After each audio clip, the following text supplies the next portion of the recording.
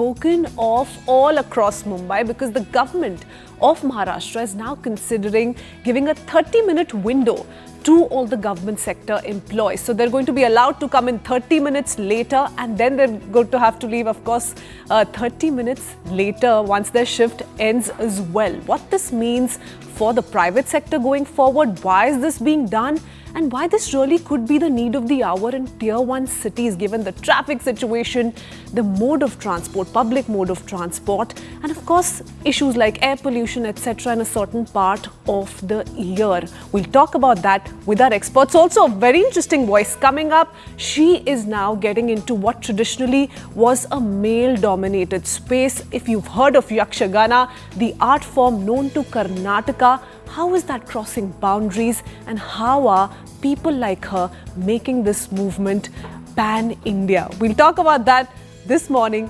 Here is what we've got covered for you over the next 1 hour.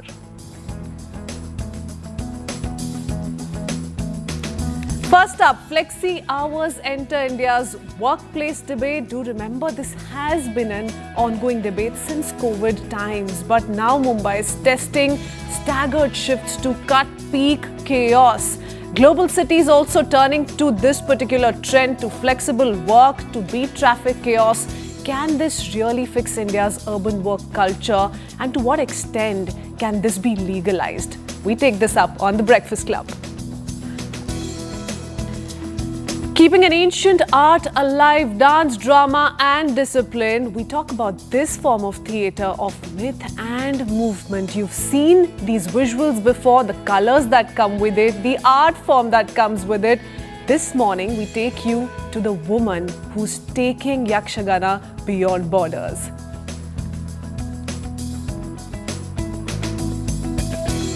And with Friday comes a lot of entertainment. Biggest buzz this week. We'll talk about the glamour, the controversies and the new beginnings. Siddharth and Kiara welcome their baby girl. How is the internet responding? Sidhu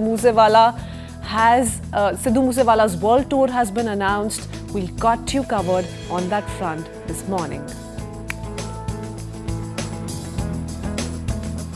And thank God it's Friday. New films, fresh shows, big stage energy. What to do, what to watch and where to be. The ultimate weekend lineup coming up in just a bit. But first, if you've ever been on a Mumbai local during rush hour, you know it's not a commute, it's a survival spot. Over 70 lakh people packed in every day. Injuries, even lives lost because of that kind of overcrowding. Several tragic incidents in the recent past, including the death of 5 individuals who fell from an overcrowded train, has prompted the state government now to try something new. They're looking at letting government employees start work 30 minutes later, so they're not all rushing at once. It's a small step to bring in reforms that prioritize human lives. But it's not just a Mumbai problem. Across India's Tier 1 cities, peak hour gridlock eats into productivity, into mental health and even public safety. And this is a challenge all bustling cities around the world are facing. But some real effort is also being made to overcome this challenge. How? In Dubai, for instance, a proper effort is being made to identify the reasons behind increasing traffic density. Apart from infrastructure needs being met, the roads and transport authorities encouraging public and private sectors to implement flexible working hours and remote work policies to ease daily commute and madness. Studies have revealed that such effort will cut peak hour traffic in Dubai by 30%. Here in India as well, Indian employees are already speaking up.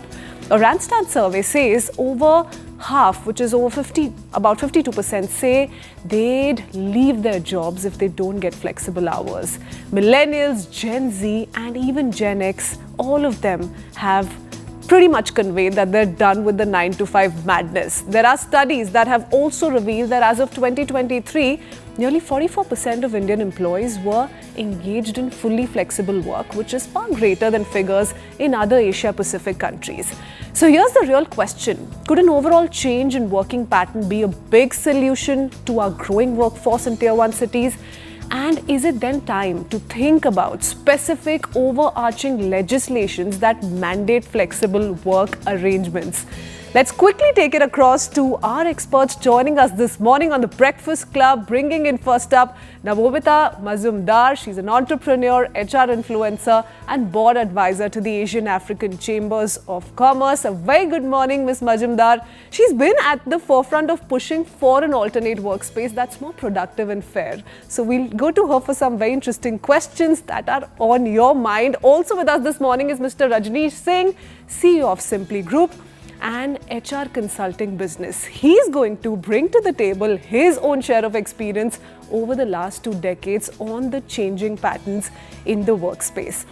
Mr. Rajneesh, if I can begin with you, 20 years or more, I'm not going to get into the number of years, that's a lot of experience, sir. How's it been? How are you viewing this change in pattern, sentiment? It's not just related to traffic chaos, madness, busy work-life schedule, but a lot of it is to do with people in general asking for more time on their plate, and they say if we can work from home, why not? Yeah, hi, morning. Thank you for having me. And as you correctly pointed out, I think this was a practice which was quietly setting in, especially in the IT sector. And this was pre-COVID situation, I would say, but not very, very visibly there and being talked about. But I think with COVID, things really came up to the surface because we were all forced to get into our homes and work from there. And thereby things started changing and people suddenly realized that work can happen remotely. You could be anywhere. And that is where a lot of platforms like these, where I have connected with you on a Zoom, things became far more easier to conduct. And so post-COVID, I think things have really picked up. In my own area of work, I have seen we used to do a completely, work from office all 5 days. Over the time, then after COVID, we have realized that, now 5 years after the lockdown, we are literally working from anywhere and we don't see major impact on our work. Having said that, I think it's a trend that you see across organizations. Many companies are slowly realizing, yes, there is still a balance that is being struck. And that's why the lovely word hybrid has come into our life. And that, I think the whole hybrid way of working is something which is bringing in the flexi work model more in prominence. And I think employers are also figuring out how to make it work, as much as employees are also feeling that this is something that is really helping them. Okay, lovely. Ms. Mazumdar, have you felt that change from your personal experience? Do you think the young today are spoiled for choices? So if an employer, for instance, is not providing flexible working hours, if that employer says, sorry, we're not going to agree to your hybrid conditions, the Gen Z is like, okay, bye-bye, we've got lots of other options. Absolutely. Christine, you are right on point for future of work. Gen Zs, yes, definitely, they are most aware of the benefits that they require to be most productive. The entire output orientation, the entire productivity orientation for talent across the ages, across the workspaces, sectors. I think that's the biggest need which has been directing, as he just mentioned, that IT sector had already acknowledged, different segments had already acknowledged, however, not in a major concern. Gen Zs, I'm grateful to them, they made it vocal, and yes, it became a major work benefit to attract new talent. I'm grateful that they made it possible. Thank you. Wow, lovely. Mr. Rajesh, what I do want to understand, since both of you all have opened up with what you think of the changing pattern, what you make of how this may shape up in months and years to come. Mr. Rajneesh, tell us a little bit about the challenges that come with this kind of a work setup, and given how the workforce in Tier 1 cities in India is multiplying, the pace at which this is multiplying, do you think this is then the first big solution to our problem? Be it beating the traffic, be it, still there's time for us to reach a point wherein our public mode transport is level A. Till then, we're going to have to stick to this kind of a work arrangement. Do you think that's the way forward? And how easy or difficult it's going to be, Mr. Rajneesh? Very good question. I think organizations over the last 5 years, especially after COVID, they've been kind of recalibrating the way of working, and they've been finding ways and means to really track work. People who are working remotely, how do you ensure that they are really spending time absolutely productively, and not really just plugging in some data, some number without really working. So I think organizations are in the mode right now and leveraging technology big time to really track. And that is where you hear the word timesheets these days, and which used to be a very regular feature for IT industry, now actually going across other industries. And so a timesheet mode of working is where a lot of organizations are trying to track. The other thing that I would definitely like to point out, when you hinted that there is so much of influx of people coming into the tier one cities, is also that during COVID, a lot of people went back to their hometowns. And in our team itself, there are few cases where, they have never returned, and we are absolutely fine with it. So that also, to some extent, now that's a very, very insignificant population which headed back to their hometowns, and they've been fairly comfortable working from there. The organizations have not really pushed them to come back, because that has brought in a huge comfort for the employee. At the same time, a huge cost saving for the organizations. So it's a very interesting interplay that is happening right now. Organizations are still, many organizations you would be reading, they are literally forcing employees to come to work all 5 days, and that is having its own repercussions. But at the same time, many progressive organizations are taking it one step at a time. Yes, many like us don't have that option and have not had that option through COVID as well. So that's one phenomena, one aspect of work life that is pretty much visible still. Ms. Mazumdar, what I do want to understand from you is then, how is it that you tell the youth, you convince the youth of being as productive despite not being in a confined workspace? Because a lot of bosses, and tell us whether or not you've come through such complaints through the interactions, the several interactions you've had, that bosses want a strict watch on everybody who's a part of their team. So they feel that they're not being able to properly supervise their team, and that's not leading to the output that they first aim for. Have you come across such stories? This is so brilliant. Thank you so much for identifying the human segment to it. Let me add, just because we have so much of technology monitoring work, the AI aspect of it, micromanaging, and this kind of a micro identifying of the free spaces in work is something that Gen Z or any age cannot really ignore at this point of time. Funny stories, yes. A boss kept a track of screen time, right? And generally anybody's screen time is not just their own screen time. They might be sharing the devices with their families. So there could be a lot of funny stories, embarrassing stories over there. Coming back to the point of productivity, how can this be looked into? How can this be resolved?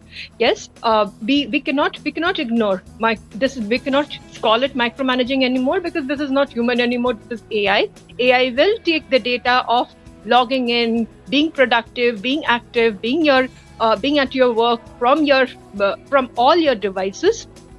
The best measure to it is remain output oriented, remain revenue oriented, remain to the point that yes, your work needs to match the compliances by the standard of your industry, by the standard of your industrial segments wherever you are.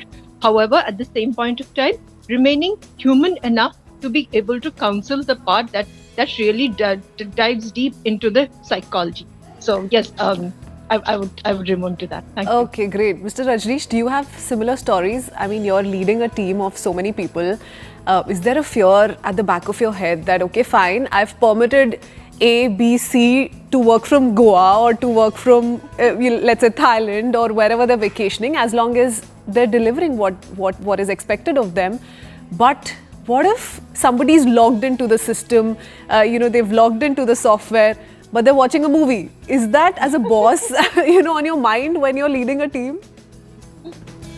Yeah, look, so when you get into this kind of a mode of working, at your end, there is an element of trust that you carry with your employees. On the other side, Nice. you should have definitely created a kind of a culture where every employee feels a sense of commitment, a sense of responsibility to really give back to that trust that an employer is giving to you, right? So I think it is very, very important that you, like Navamita mentioned, you don't have to micromanage.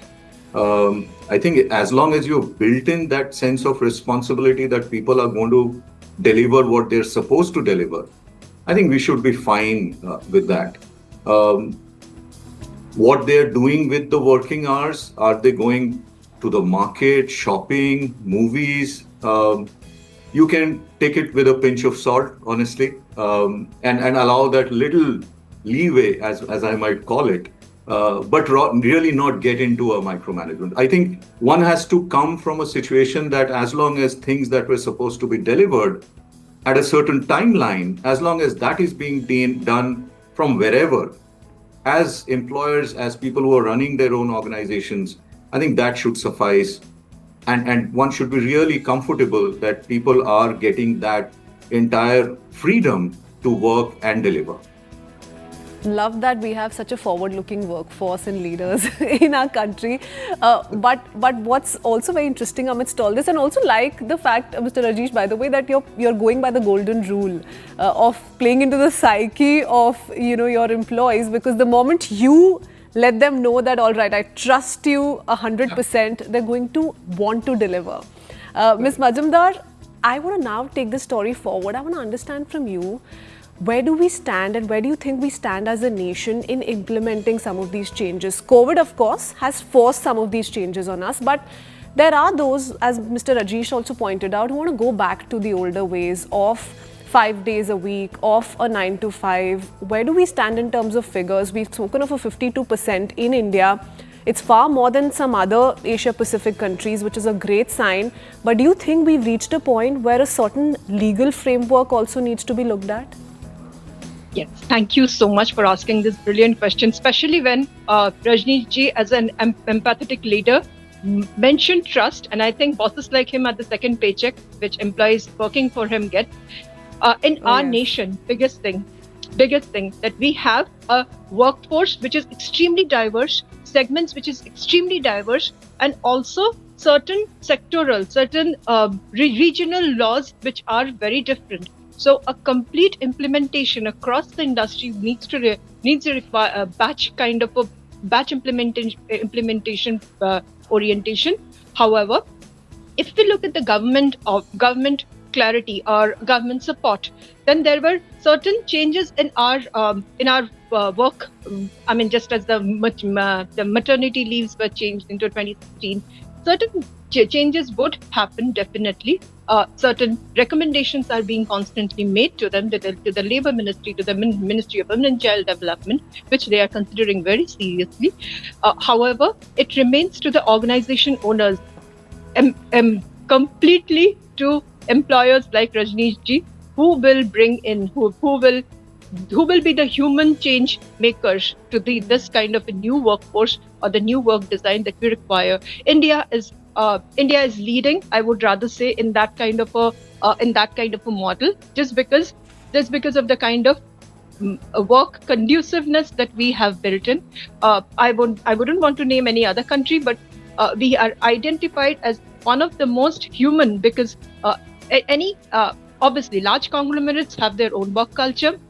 Companies which are started by entrepreneurs, or even MSME which are run by generationals, family houses, they have their own empathies which settle down. Employees become their families. All those kind of extended work rules build in a lot more of conduciveness within the work environment. So yes, the data that you just shared, I believe it would just grow with employers like Rajneesh ji and modeling them even further. Thank you so much. Ms. Majumdar, you've also had strong opinions on how women employees are treated in this space. How is it played out for women? If I just talk about what unknowingly or unintentionally they've gained from this kind of a changing pattern, because a certain bias has moved away. And all of this has happened unintentionally. Loved your question. Seriously, I love your question because in 2016, if you just Google, there were news articles which shared directly that women will not be hired more because they have to be given this maternity leave and the flexible work models. However, COVID came in, and the entire obviously with COVID, genders, boundaries, and anything. I mean, or sector segments did not really matter. However, right now, as we speak, if we look at it, I'll give you an example. After the maternity leaves, maternity law was rolled over, there were organizations who brought in policies that you bring your child to work for 1 day a week, be it Saturday or Friday, whatever they had identified. If a man can sit with his child for an entire day at work, it will be a cakewalk for any woman to work there, obviously. We are grateful to such organization for rolling in such policies, for making such policies work, and implementing such policies for their peers and other companies as well. This is one major step, I'm sure, but not the only one. There are a lot more of.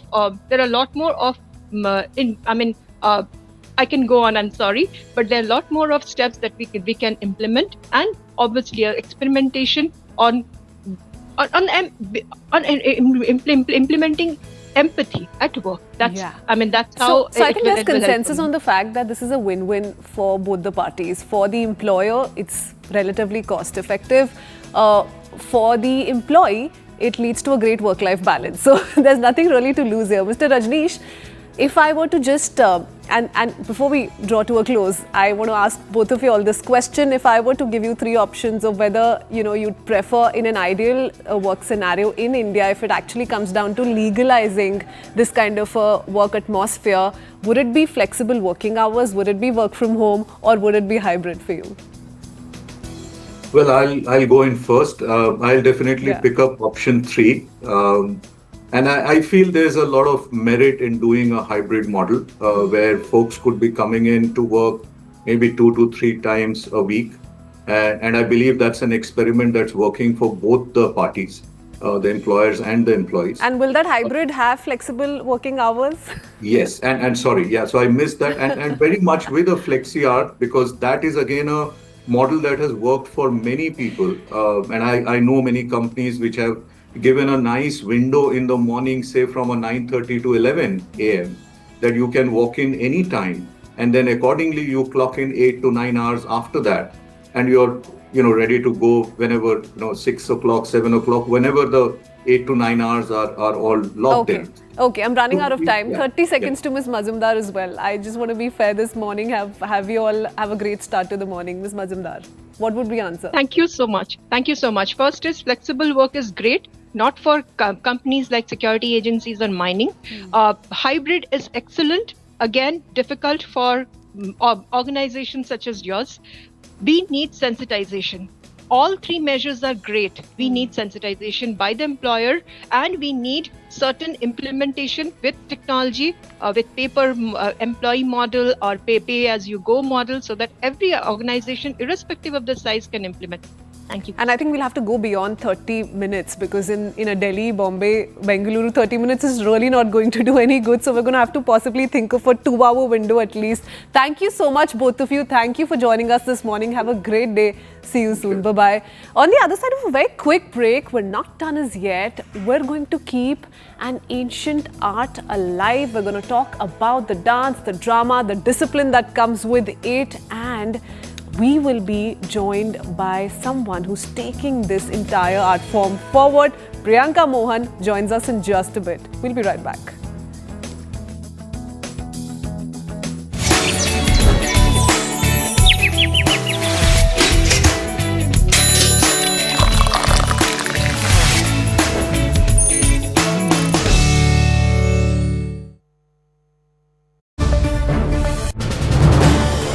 This is News 18 Network.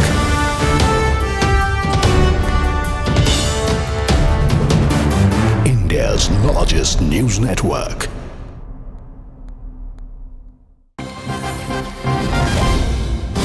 All right, so we are learning that the US has now designated Pahalgam terror attacks group, the group that led it, which is the resistance front, as the US government designated group. It is now a foreign terrorist organization, as has been announced by the US. We're also learning that the resistance front is an offshoot of the Pakistani terror group Lashkar-e-Toiba. It has been designated as foreign terrorist organization.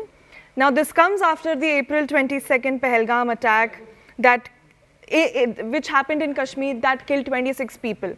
We're also learning, all right, we are being joined by Senior News 18 Siddhant Mishra. Siddhant, first of all, let us know what this designation FTO really means and what will happen, what does it mean for the countries which are designated under this? Well, there are two categories mentioned in State Department's press release. One is FTO and the other is SDGT. Now, if designated as FTO, it has a significant legal consequences, including financial sanctions, immigration restrictions, and other penalties. And similarly, for SDGT, it has to do with blocking of assets. And as we were discussing before, this is a very significant step, and perhaps it's a victory for Indian diplomacy because, in last 2 months, the kind of outreach that has been done by the Indian side, visits of Foreign Secretary Misri, multi-party delegation led by Shashi Tharoor, EMS Jaishankar was in United States, for the Quad Summit. In fact, held bilateral talks with Secretary of State Marco Rubio. India briefed UNSC on TRF. In fact, before that, India had twice asked UNSC to sanction TRF. So this is a result of consistency that has been shown by Indian side, and this is the reason that now, the State Department of United States has added the Resistance Front as a designated foreign terrorist organization, especially designated global terrorist, and perhaps this is also an acknowledgement of how Pak-based terror groups like Lashkar-e-Taiba, because TRF is Lashkar-e-Taiba's offshoot, was responsible for the Pahalgam terror attack, which killed 26 civilians. In fact, the State Department release also said this was the deadliest attack on civilians in India. And the last paragraph says that these actions taken by the Department of State demonstrates the Trump administration's commitment to protecting our national security interests, countering terrorism, enforcing President Trump's call for justice for the Pahalgam attack.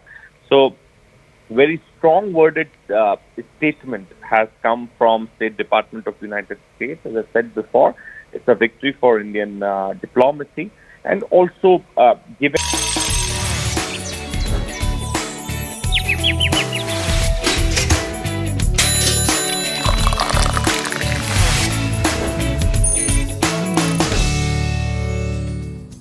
Welcome back. The next few minutes is going to be all about a conversation with our person of interest this morning, someone who's taking Karnataka's folk culture to the entire country.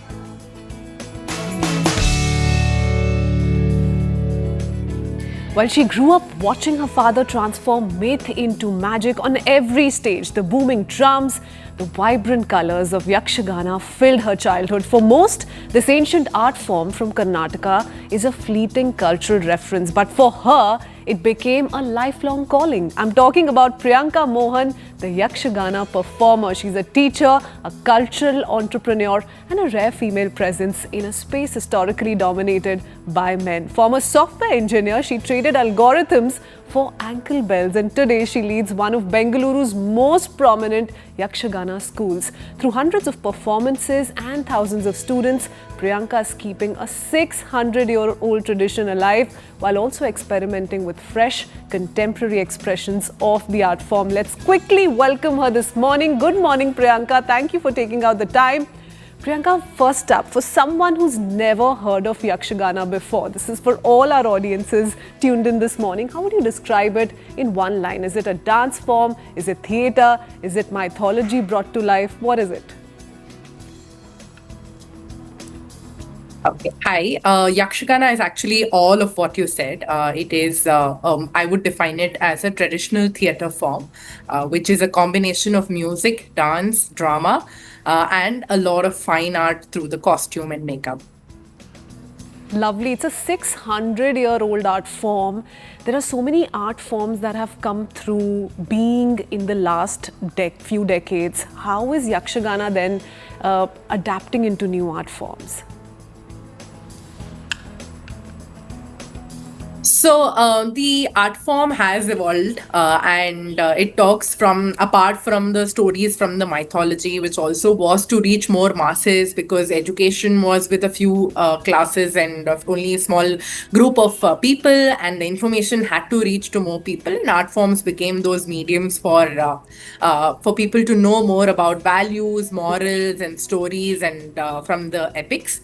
However, in the recent times, we've seen the same art form being used to talk about issues like AIDS, dowry, RTE, H1N1 when it broke out. So, as you know, even as latest as COVID, so you will see artists use this platform to talk about some of these issues to reach more people. You'll also see in some of the Yakshagana plays where they, get into debates, decode it, really share more, go into the depth of the issue so that there is a dialogue between 2 to 3 parties on the stage. We've also seen, adaptation of the movies also turning into Yakshagana, which is also very, like movies like Bahubali or something that really becomes a big hit. Have also seen that becoming a Yakshagana play. Priyanka, I hope you know we're not going to let go of you without you giving us a demo. But before that, since we're talking about art and since this is such an old art form, if you had to summarize what this is as a book, what would you call it? Very tough, yeah, because I'm not really good at giving names, but I would say a treasure box into the field of art. I also have a reason why I'm saying this, because if you see Natya Shastra, it defines an art form has all of these elements, any art form actually. And over a period of time, many of art forms have stuck to becoming only a dance, only, a drama. But Yakshagana and a few other, very few art forms are remaining that is still holistic and still have all of the aspects. So that's why I say a treasure box. There's so much that you can jump into it and learn about the different aspects of art itself. Now, we do know you'd seen Yakshagana in your household since you were a child, but how much of a role has that had to play? I mean, what really happened here? You were a software engineer. How did this shift happen? So actually, my story is pretty straightforward. I was born into a family where my father, Mohan, he was the reason, Yaksha Degula, an organization that's been promoting Yakshagana for the last 45 years. He has been very instrumental in introducing me and my sister to the art form. Though, we grew up in the house with artists, art forms all around us. Natural choice was my father started teaching, and the school also started because he wanted his daughters to learn, while many of them also opposed the whole thing, saying that why would you want girls to learn this, because Yakshagana again is an art form that had been practiced only by men for many centuries. But he said, no, I want my daughters to learn the art form, know about the art form. I don't know if they'll turn up into, practitioners or performers of this art form. That's how, we started learning the art form. And, very fortunately, we got a lot of opportunities to perform when I was young. And we had a children's troupe that was touring different parts of Bangalore. And, but honestly, I was not at all interested in really pursuing the art form, because I said it's so hard, it is so difficult. Why should you struggle so much when other things can get you easy life? However, I think when I stopped because of the academic reasons, my parents were also very practical. They said if you want to also live and have a certain lifestyle, you have to study and work. They said you cannot do only art for sure, and hence was doing engineering. And that's when when I stopped practicing the art form is when I started missing. I started reflecting on there was so much that the art form gave me beyond what I could imagine. It gave me so much opportunities. It shaped me as a person, and could see the difference between me and my peers in while I was studying in college or workplace, and could make out that what makes me stand out is because of my association with this art form. And hence rebound, came back to practicing the art form wholeheartedly, and now I was really enjoying this whole process, and I started teaching also very young when I was around 19. And that really shifted and gave me a very different perspective, and started becoming a student as a teacher itself. You need to unlearn a lot of things. You learn, you create with the students, and you grow with the students. And that's been a very different journey for me. So you found your way back to Yakshagana after seeing the other colors of life. Lovely. Priyanka, you briefly mentioned about this, how this art form was traditionally male-dominated, but you've carried your father's legacy forward as a woman in this space. Were there moments when you had to rethink into it, or you faced resistance, or you felt that there is a societal pressure or a certain part of the society that's rejecting your inclusion in this space? Yeah, so I think it is still a male-dominated art form. You will find a handful of women performing the art form, and full-time. I'm also talking about professional. Yakshagana also has melas that are associated with temples. It's an offering that people give to the deity that they worship. And in the melas, you will hardly find any women who is a full-time employee, because women are not allowed to be a part of it. Of course, as amateur artists, you see a few coming these days, right? But to establish yourself as a women artist, at least I think post-COVID it's been a little more easier, but I think pre-COVID it is a challenge. You need to do a lot more than a man to really prove that yes, you're into it. I could give you a story of my whole learning journey itself. One is most people thought I learned this art form just till maybe class 10, 12, and I leave it, and when I had to start teaching the art form because there was nobody else, and we had to shut down the school. That was a situation where I had to get in, and a lot of artists supported me. There was also like that group of people who were always cheering and supporting. They said you start the class, and I was probably one of the first women to start teaching the art form on a full-time basis. Wow. And when I started teaching, a lot of questions to say that, oh, what will she teach? How long will she teach? This is another, maybe a 6 months thing. She wants and really artists started respecting or really valuing the offerings that I was giving only after 10 years of me teaching and consistently going back, putting up my student showcase year on year. And there was, I think, I remember there was one show where we had 40 to 45 students put up the traditional Yakshagana piece. And only that point, I started to see people taking me seriously and really valuing that, yes, okay, she's doing something. Otherwise, most of the time it was like, oh, her father is behind her, so she's doing. Or, she's there, oh, she'll get married and she'll stop. Then I got pregnant. They said, oh, after pregnancy, so you have to take care of the child. I don't think you will do. And these things, the people have come to me and really told me in front of my face, oh, I think now you're carrying, I don't think you'll be able to do Yakshagana anymore.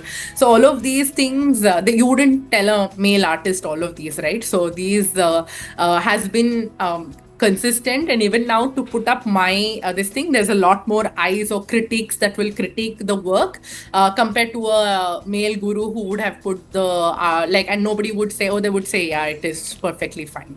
Wow, but you've clearly fought your way through, Priyanka, so congratulations for that. But tell us, is it work in progress still, as is the case in all other art forms? What is that part of your own practice you want to sharpen still or work on still? Yeah, this is very easy. I think what I kind of do well is the dance part of the whole play. The drama part of it is where I need to really work more and deeper into as an artist, because one is you I was born in Bangalore, so you don't hear the language in its entirety like the way you if I were born in coastal Karnataka, right? So all of these have been a little few barriers for me also to master the piece of the dramatics in the art form. So that's what I'm in the process of really mastering that aspect. Wow, lovely. Can you also tell us about where all is Yakshagana reached? We do know that it's born out of Karnataka. Is it practiced in all villages across the state? Has it crossed borders as yet? Tell us a little bit about how far it's reached. Yeah, so the number of villages, I'm not sure, but the whole coastal Karnataka belt, that is 2 to 3 districts, you will find Yakshagana very widely. So that's where, every night there will be performances and you cannot miss. And that's why if anybody from coastal Karnataka or borders of Kerala, Kasargod, and, some parts of it, you will not hear a single person say they don't know what is Yakshagana, because it's a part of their day to day. However, in the larger context of India, it is still a small area. 3 districts in the 700, 800 districts in the country, it is still a small number. And what are your hopes from the art form? Where do you hope for Yakshagana to reach, Priyanka? Yeah, I think today we've evolved the art form from the whole night performance to now a 2 minute and even a 30-second reel. I'm not saying I don't do it. I have to do it to, really spread the message. But the whole essence of the art form can be enjoyed if people have the patience to watch it. It is what my hope is. We have more and more aware audience who can really appreciate the art form in its true sense. Because more and more I'm into getting into the art form, I realize audience being intelligent is equally important than, as important as an artist enriching his or her own knowledge in the art form.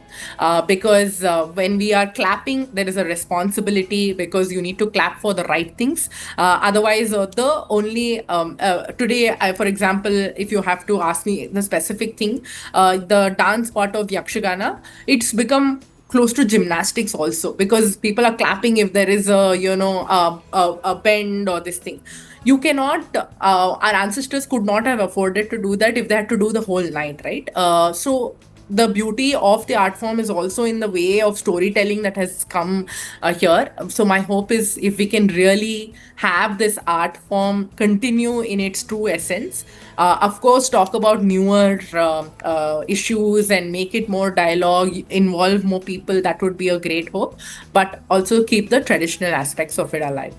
Okay, so can we do a little dialogue? We've already promised our viewers that we're not going to let you go without a demo, so let's have it. Definitely. So for this section, can I have my student Sri Vidya join us? Hi. Mukato Purna Chandra Shri, Mukato Purna Chandra Shri, Netra Padmadalakriti, Netra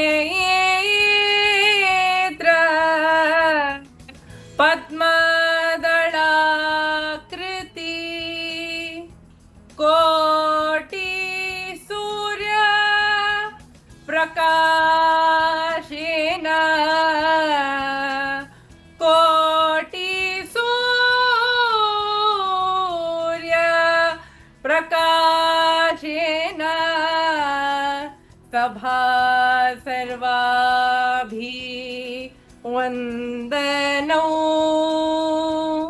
Prabha Sarvabhi Vandano.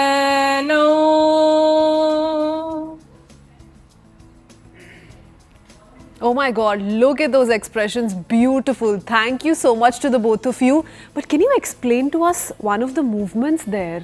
Decode this for us. So, Mukhato Purna Chandrashri means your face as beautiful as the full moon.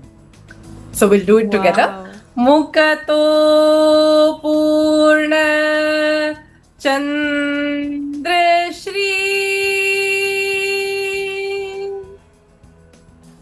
Wow, lovely. Thank you so much. Thank you so much. You've truly made our morning. Thank you for that wonderful conversation and that splendid performance. Goodbye, both of you. Namaste. Goodbye.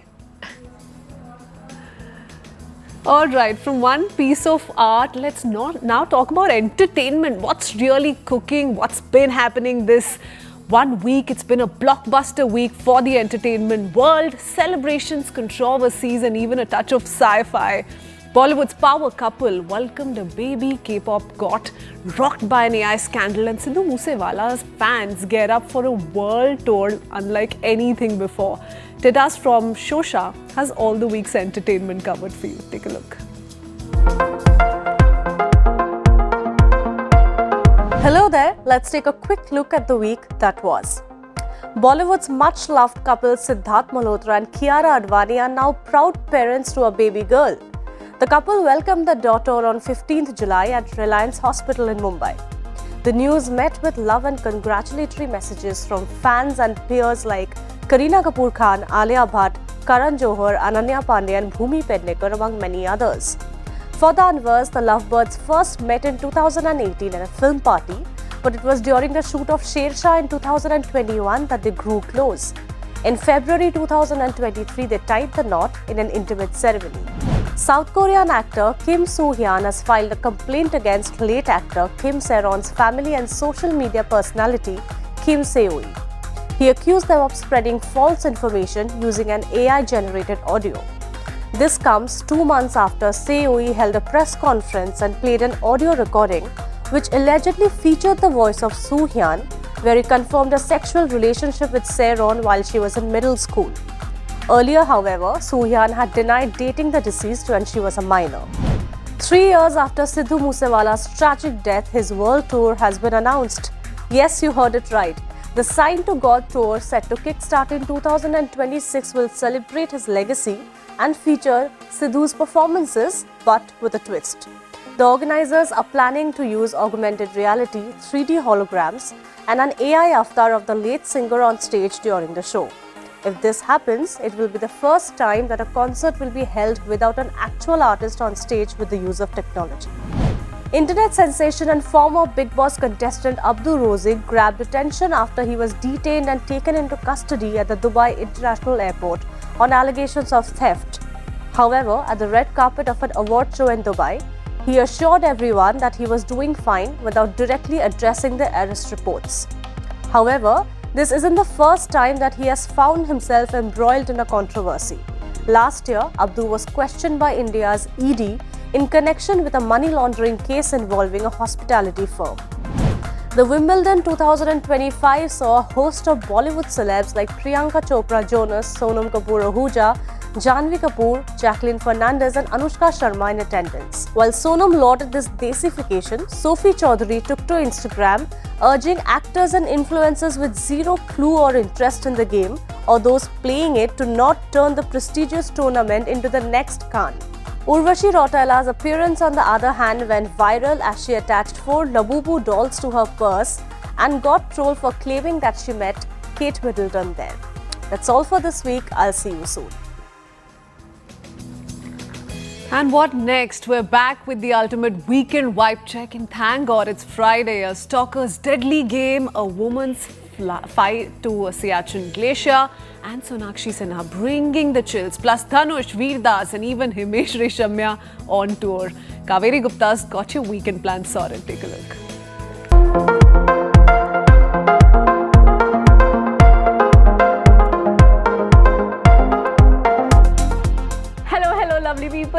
your girl Kaveri Gupta back with Thank God It's Friday, your go-to weekend vibe check and binge buddy, ready to dive into some sizzling new movies and can't miss OTT treats? Buckle up, here we go.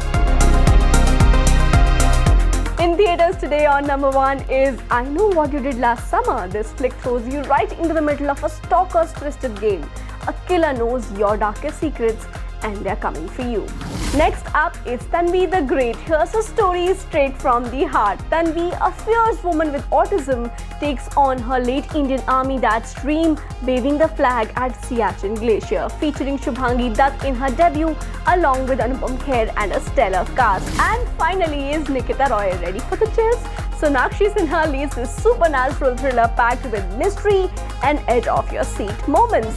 For those staying in, here are some exciting OTT releases on Prime Video. Is Kubera. Drama lovers, this one's for you. Dhanush and Rashmika Mandana headline this gritty crime saga about power, greed and a clever beggar trying to break free from a deadly trap. Intense, thrilling and totally binge-worthy. Next on Z5 is The Bhootni ghost story with a twist. A spooky spirit haunts St. Vincent's College every Valentine's Day, and these treasures aren't backing down. Starring Sanjay Dutt, Moni Roy and a bunch of cool kids, this horror comedy promises scares and whole lot of love. And on Netflix is Veer Das Full Volume. Our favorite funny guy Veer Das is back, louder and prouder than ever before. Shot across 3 continents, this special is packed with jokes, wit and all the feels. Premieres today, get ready to laugh out loud. Now let's take you to the ground and talk about some exciting events this weekend. First up is a treat for music lovers. Cap Mania Tour featuring Himesh Reshammiya kicks off July 20th, 6 p.m. onwards. Expect non-stop chart busters and nostalgic melodies that will have you singing your heart out. And over in Mumbai is Swanand Kirkire's Babra Band hosting India's first ever sing-along concert tonight at 7:30 p.m. Fresh film hits, indie vibes and a magical live experience. What not to love about it? That's a wrap for today's edition. Catch me next Friday with more juicy releases and fab events. Until then, keep those popcorn bowls full and your spirits high. This is Kaveri Gupta signing off. Have the best weekend ever. Bye-bye. Okay, here's to hoping you all will have a great weekend truly. But we're heading into a short break. We're not done as yet. We'll be right back. Keep watching.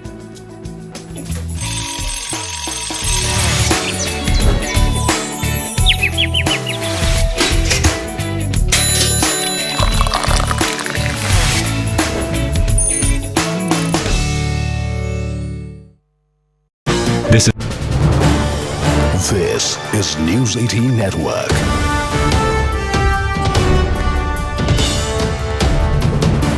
India's largest news network.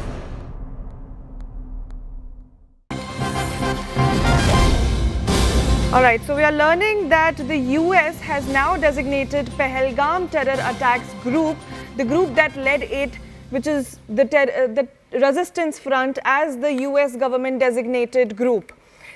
It is now a foreign terrorist organization, as has been announced by the US.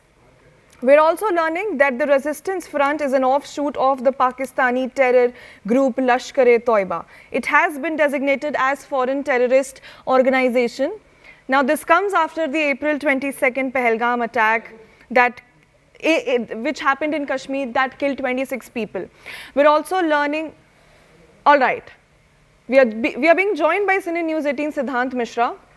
Siddhant, first of all, let us know what this designation FTO really means and what will happen, what does it mean for the countries which are designated under this?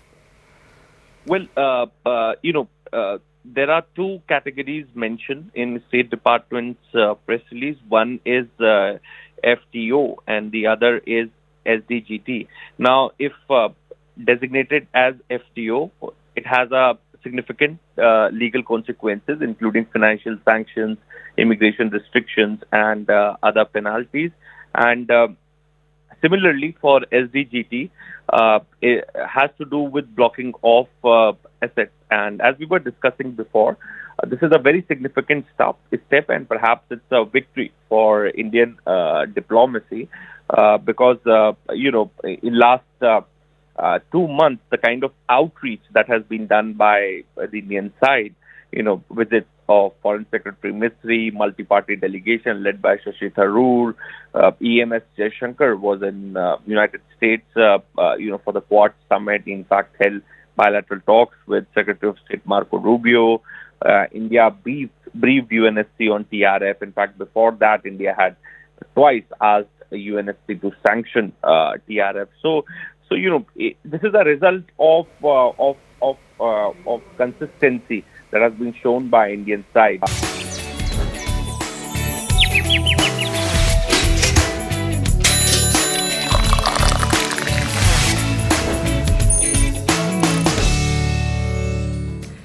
And we're back with something from the world of innovation. An Australian innovation promises faster, safer landmine clearance. The makers of this handheld device hope to revolutionize how war-ravaged countries clear landmines. Unlike traditional metal detectors or ground-penetrating radar, this Australian innovation uses low-frequency radio waves to identify the molecular signatures of explosives. We get you more details in this Reuters report. Take a look. The makers of this handheld device hope it will revolutionize how war-ravaged countries clear landmines. Mine detected. The Australian innovation uses low-frequency radio waves to identify the molecular signatures of explosives. MRED, or magnetic resonance of explosives and drugs, developed this handheld device in collaboration with the Commonwealth Scientific and Industrial Research Organisation. MRED's managing director, John Shanahan, said, "The device's accuracy represents a technological jump over traditional detectors." What they do is they will detect an anomaly in the ground. The anomaly could be a mine, it could be metal, it could be whatever. Whereas our technology sends a low frequency radio wave into the ground, tuned to the magnetic resonance of the structure of that mine, which could be RDX or TNT. So specifically, it is that mine, not there's an anomaly, there's something here, it's that mine, yes or no. Anti-personnel landmines are designed to be hidden in the ground and detonate automatically when someone steps on them or passes by them. There are still 110 million landmines in countries around the world, according to NATO's Strategic Warfare Development Command. The Halo Trust, a landmine clearance charity, said over 5,700 civilians were killed or injured by landmines and explosives in 2023. With the vest, you have this option. Testing was simulated in the real world, with trials conducted in landmine fields in Angola with the Halo Trust. Here's MRED's Executive Director and Chief Technology Officer, Nick Cutmore. We have used real explosives that are buried and in landmines all over the world. We bury them, simulating a landmine, and we use our detector to look into the ground and determine if we can detect it, how effectively we can detect it, and how reliably we can do this. According to the United Nations Mine Action Service, an estimated 100 million people in more than 60 countries and territories live with the threat of landmines and explosive ordnance, with Ukraine now the country most heavily contaminated by mines in the world. Shanahan said he will travel to Ukraine later this year to see how the MRED technology can help. He added that the firm is also working on a TNT sensor. If we are able to detect TNT and RDX, that is over 90% of landmines in the world. And we'll be looking to do that throughout by 27, 28, which is why all of the deminers are saying, if you can do that, it's just never been done before, ever in the world, full stop. Well, that's all for now, but it's you, the viewer, who decides what we're going to put out on the Breakfast Club. Today was one such conversation about whether or not the 30-minute window being provided to government employees in Mumbai is really the vision forward and a vision that should be replicated all over the country. As we turn to the next week, we're open to suggestions, so go to our official website on CNN News 18 or fill us in on social media about what you'd like us to cover all of next week. We'll see you on Monday. Thanks for watching. Bye-bye. Have a great day.